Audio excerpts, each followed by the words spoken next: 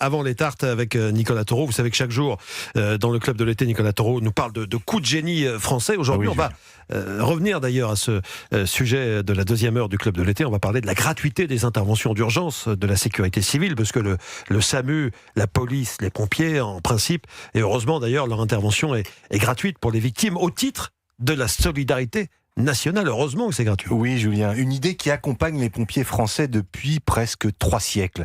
Une idée tellement évidente aujourd'hui qu'on oublie qu'il a fallu l'inventer. Pour comprendre, il faut remonter à la fin du XVIIe siècle. À Paris, lorsqu'un incendie éclate, on se bat encore avec des seaux d'eau.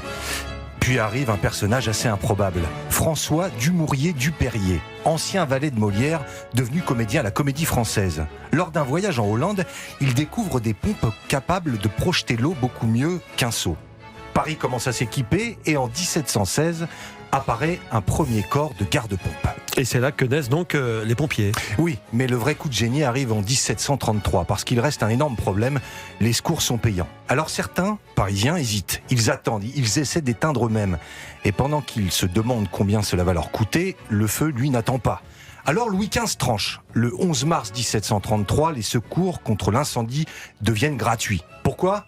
Pas seulement par générosité, par efficacité. Si appeler ne coûte rien, on appelle tout de suite. Et face au feu, quelques minutes peuvent sauver une maison, voire une vie. Alors bon, c'est gratuit, mais est-ce que c'est efficace déjà à l'époque ? Alors non, il y a des failles et elles sont mises au jour en 1810, après le terrible incendie de l'ambassade d'Autriche.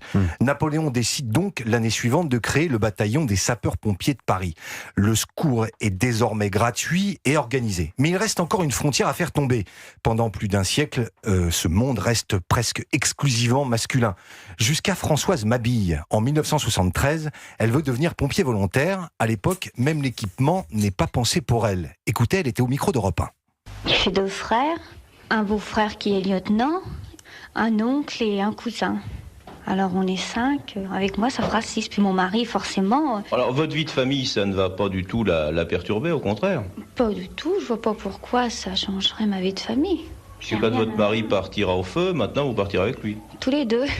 Ah, il y a un petit problème, je crois, qui se pose, c'est celui de votre uniforme. Parce que le casque que portent les sapeurs hommes, il va être un peu lourd pour votre tête. Ah oui, il est un peu lourd, alors je crois que le lieutenant Joseph va s'arranger avec Rouen pour que j'aie un casque qui aille enfin. Formidable. En 1974, elle devient la première femme sapeur-pompier volontaire de France. Ah ouais. Depuis, les uniformes ont changé, les pompes ont changé, les pompiers aussi. Mais l'idée de 1733, elle n'a pas bougé. Quand quelqu'un appelle au secours, la première question n'est jamais « Combien pouvez-vous payer ?» Et ça, il y a presque 3 siècles. C'était donc déjà un coup de génie. Imaginez si c'était payant ce service, Joe. Hein, je peux imaginer certains pays faire payer ça. Mais en France, voilà, on peut pas. Heureusement qu'on est, voilà. On peut pas imaginer. On est bien en France, quand même. Beaucoup de points de vue, et notamment à ce point de vue-là.